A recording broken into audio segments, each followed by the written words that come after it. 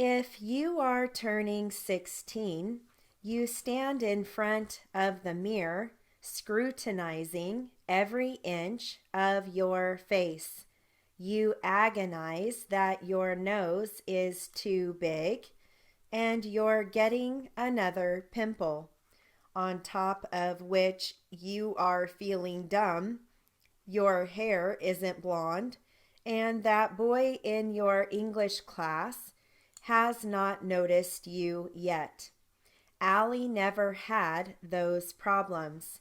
2 years ago, she was a beautiful, popular, and smart 11th grader, not to mention a varsity lacrosse goalie and an ocean lifeguard. With her tall, slender body, pool blue eyes, and thick blonde hair, she looked more like a swimsuit model than a high school student. But during that summer, something changed. After a long day of lifeguarding, Allie couldn't wait to get home, rinse the salt water out of her hair, and comb through the tangles. She flipped her sun bleached mane forward. Allie, her mother cried, what did you do? She had discovered a bare patch of skin on the top of her daughter's scalp. Did you shave it? Could someone else have done it when you were sleeping?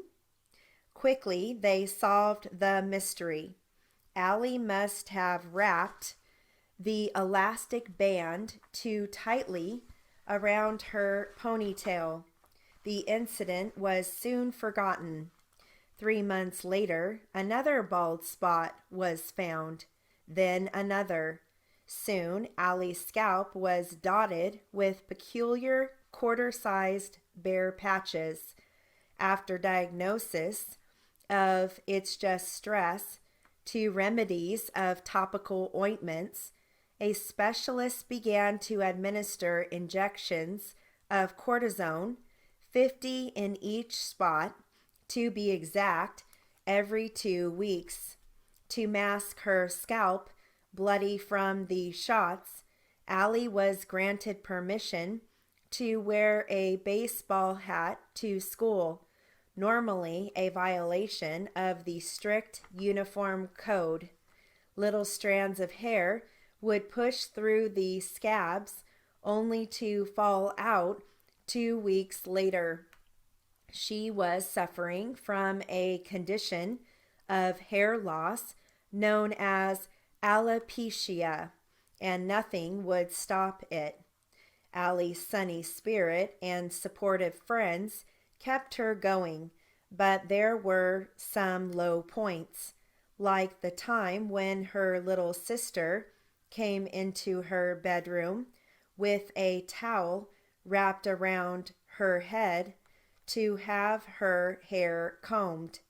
When her mother untwisted the towel, Allie watched the tousled thick hair bounce around her sister's shoulders. Gripping all of her limp hair between 2 fingers, she burst into tears. It was the first time she had cried since the whole experience began. As time went on, a bandana replaced the hat, which could no longer conceal her balding scalp.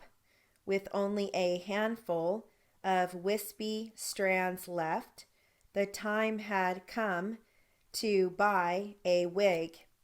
Instead of trying to resurrect her once long blonde hair, pretending like nothing was ever lost, she opted for an auburn shoulder-length one.